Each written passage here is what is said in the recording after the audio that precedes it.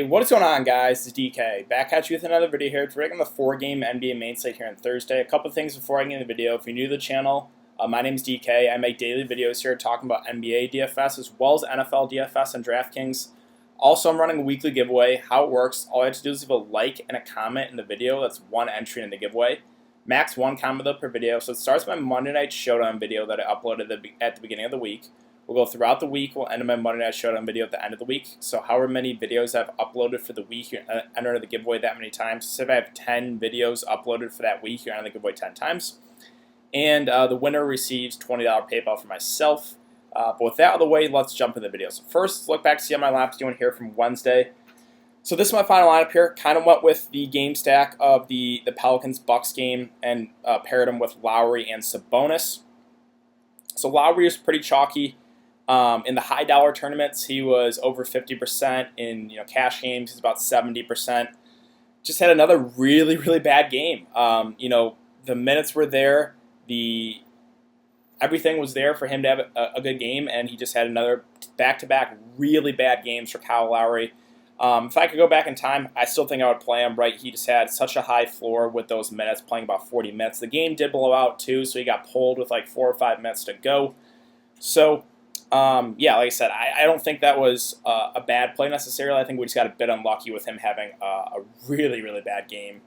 And then again, Sabonis talks about him. He was really safe for cash games.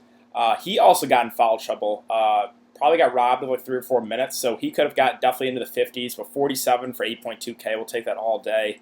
And then I stacked the Pelicans-Bucks. So as of right now, Brandon Ingram in the first 6 minutes has 3 fouls, so that's not good, right? A bit tilting there. Played Drew as well. Both those guys are kind of low-owned. And then paired him with Ilyasova, Bledsoe, Middleton, and DiVincenzo. Other guys I talked about liking were those Utah guys, right? Mitchell, Ingles, Gobert. All 3 of those guys did really good. Just didn't make my final lineup. So hopefully Ingram does not pick up a 4th foul. Maybe get some more run here in the first half, because 6 minutes, 3 fouls is pretty tilting to say the least. And hopefully the Pelicans keep this close, right? 30-12. Also, Drew Holiday having a really bad start as well. So not looking good right now, but we'll see. But let's jump into the slate for Thursday.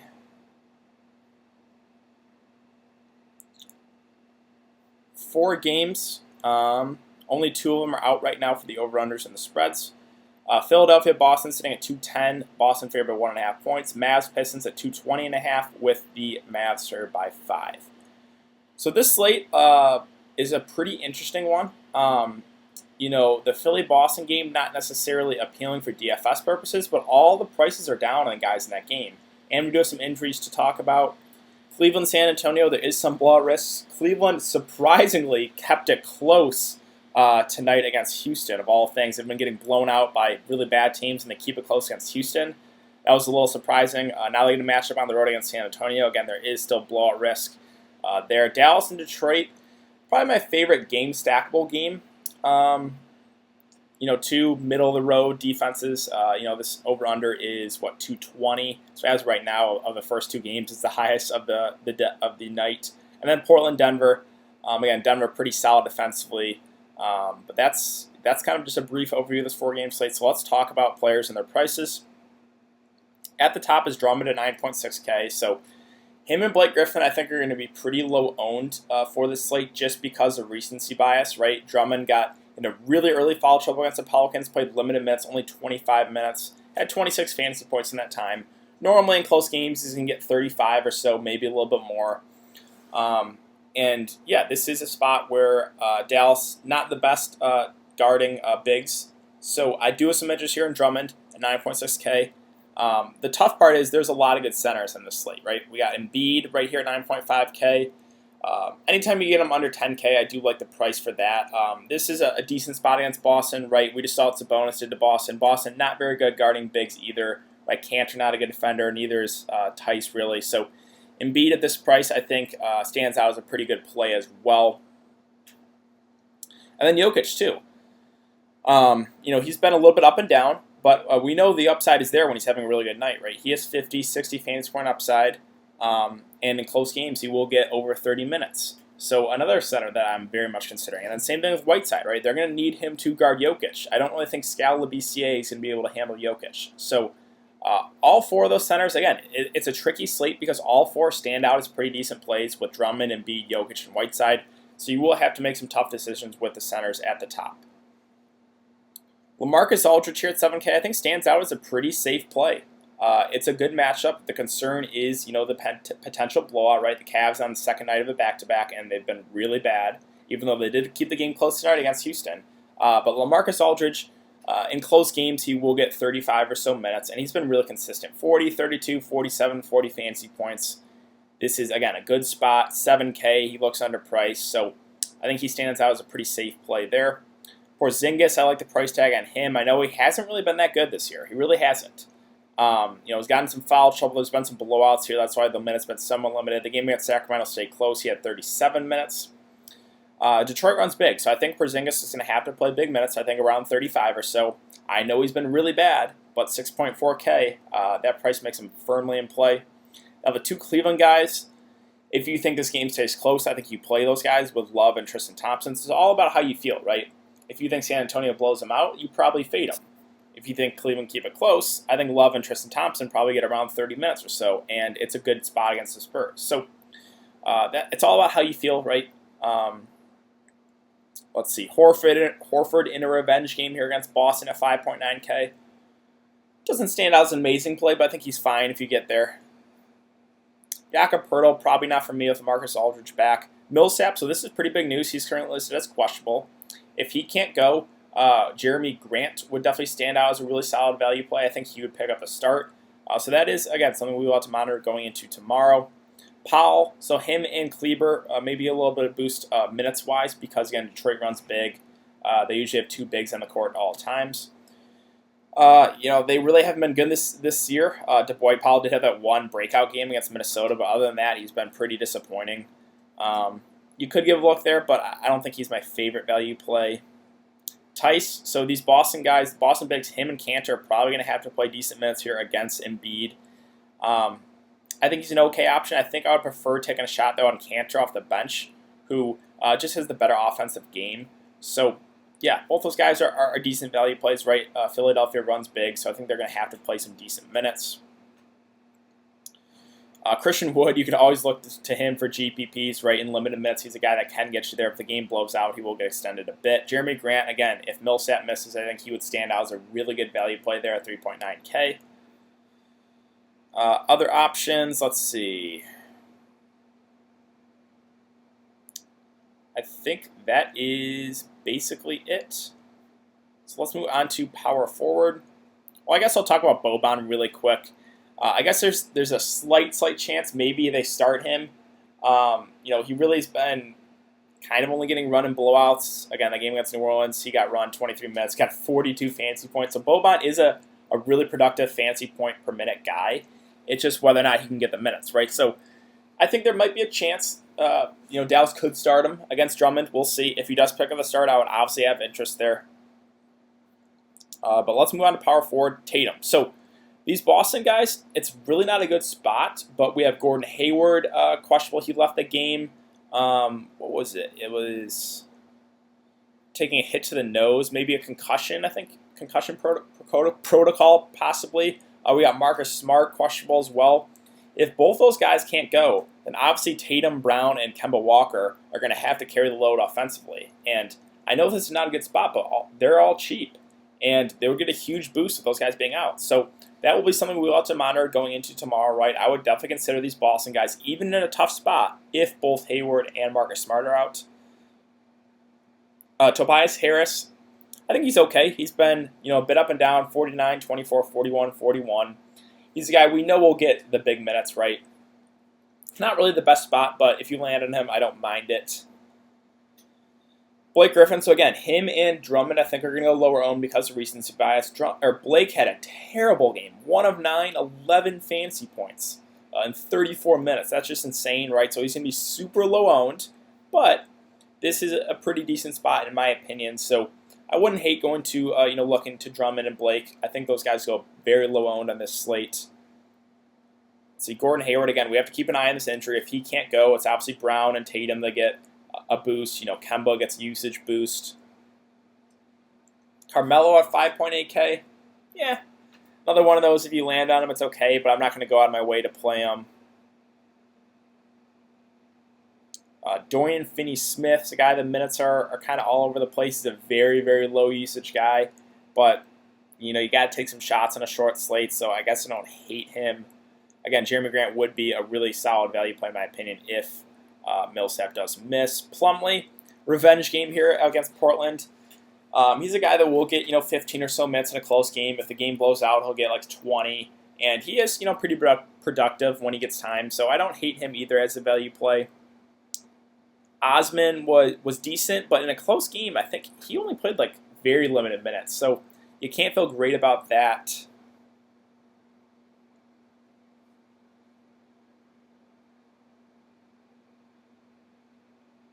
I think that is basically it. So let's move on to small forward.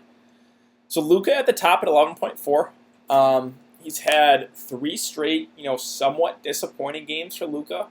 The game against New Orleans did blow out. He had like 50 fantasy points in 26 minutes. The game against the Kings, not great, but the Kings played a really, really slow pace.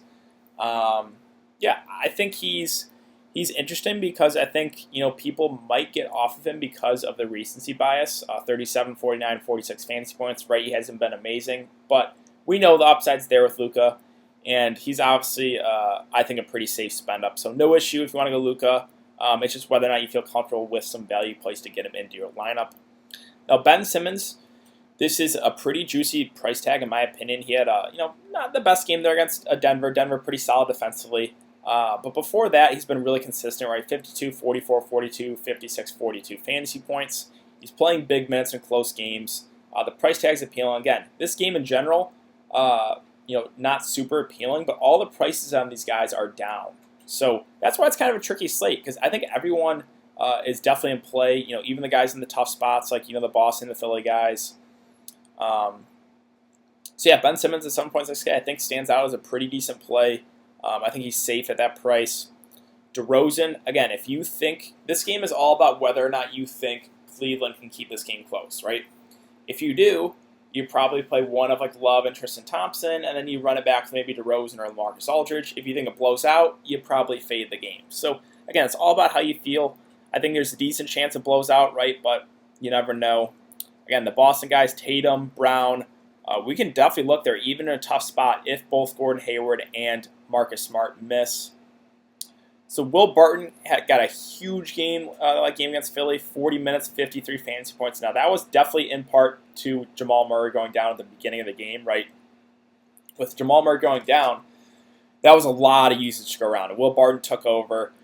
Jamal Murray currently is questionable. If he can't go, we could definitely look to Will Barton again here.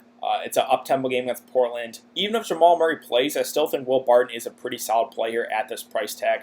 So again, that's something we do have to monitor going into tomorrow. Again, Hayward questionable. If he misses, those other Boston wings get a big boost.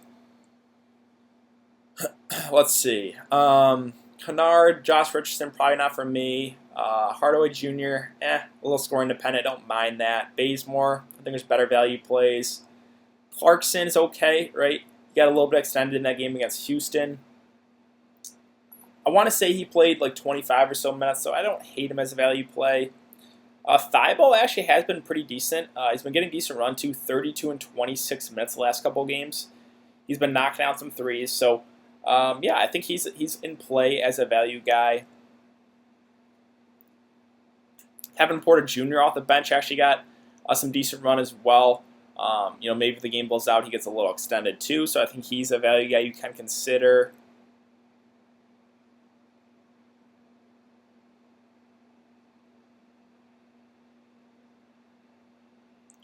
That is really it. So let's move on to shooting guard. Let's see. CJ at 6.8K. So, yeah, the price I like. It's really not a good spot here against Denver. And I think I prefer guys similarly priced to him, like those Boston guys. I would definitely prefer, if Gordon Hayward and Marcus Smart are out. So CJ, yeah, he's just okay. Jamal Murray, again, he's listed as questionable. He thinks he's going to be good to go. We'll see. If he can't go, then obviously Barton gets a boost. Monte Morris, I'll talk about in a bit. If Jamal Murray plays and is not going to be limited, I think he stands out as a pretty decent play at this price in an up-tempo game. So again, we'll see. We have a lot of stuff we have to monitor going into tomorrow. D Rose at 5.7K is a guy that will play right around 25 minutes. He does have upside in that time. I think one of those guys, another one where if you land on him, it's fine, but I'm not going to go out of my way to play him. Marcus Smart, again, he is that eye infection, I think. Yeah, eye infection. Him and Gordon Hayward. If both those guys miss, then it's a huge boost to Brown, Tatum, and Kemba Walker, which I would definitely consider playing those guys even in a tough spot. Gary Harris, okay. Not super excited about that. Now, Patty Mills, this is something we have to consider here.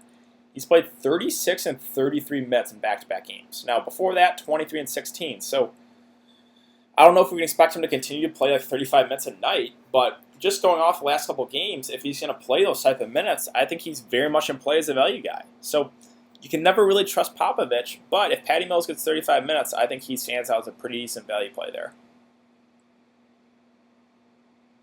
And Forbes and White have kind of been getting cut short with Patty Mills getting extended. Simons is viable. 23 and 29 minutes in back-to-back games. Now, it did get extended a bit there because of the blowout. I think in a close game, he gets around 20 to 25. But at 3.9K, another one of those value guys I think is very much in play. DeLon Wright is doubtful. So this is actually pretty big news. I'll talk about a risky guy here. Let's talk about him right now. He is J.J. Barea. So he got 19 minutes in the game against the Kings. Now, only had 12 fantasy points. Normally, J.J. Barea is a guy that can crush in limited time.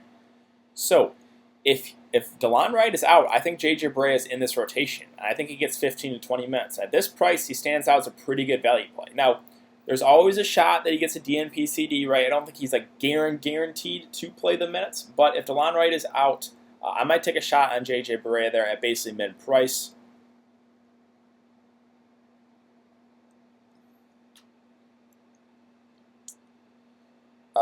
A guy like Wanamaker we could look to if Smart and Hayward are out. So again, that's something we'll see going into tomorrow. Point guard, talk about Doncic. Lillard's okay at 8.5K. Just another one of those. If you land on him, it's fine. I'm not going to go out of my way to play Damian Lillard at that price in a tougher spot. Kemba, I do have some interest in him. He's been really good. With Hayward and possibly Marcus Smart being out of the lineup, he gets a huge boost. So that's something we have to keep an eye on going into tomorrow. Again, Ben Simmons, I think, stands out as a pretty decent play at that price. Let's see. DeJounte Murray, so I do really like him at 5.6K. He played 32 minutes, so they were limiting his minutes to like 24 or so. He's on a minutes limit. Popovich said that he could be in for expanded minutes after playing the first month and a half under a soft minutes limit. So, again, you can never really trust Popovich, but if we get DeJounte Murray playing like over 30 minutes, I love him at this price in an up-tempo game. So, yeah, that's, there's always a chance that he gets back to, 24 or so minutes because it's Popovich, but it's looking like the minutes limit is gone, and he's a guy that can get like 30 or so minutes, so I do have a good amount of interest there in DeJounte Murray. Monte Morris would probably become one of the best value plays if Jamal Murray is out, so would definitely go there. Would definitely go to a guy like Barton too. So again, that's something we have to keep an eye on going into tomorrow. Same thing with even like Malik Beasley. Maybe he gets a little bit more run if Jamal Murray's out, but I would feel more comfortable playing a guy like Monte Morris, who's the direct backup to Jamal Murray. Brunson at 3.3K. It's still only got 4 minutes. Wow. Obviously you can't go there. You could possibly take a shot on a guy like J.J. Barea if DeLon Wright's out, who got 19 minutes that last game. But I think that is basically it. So, a brief overview again. There's a lot of injuries, injury news we're waiting for.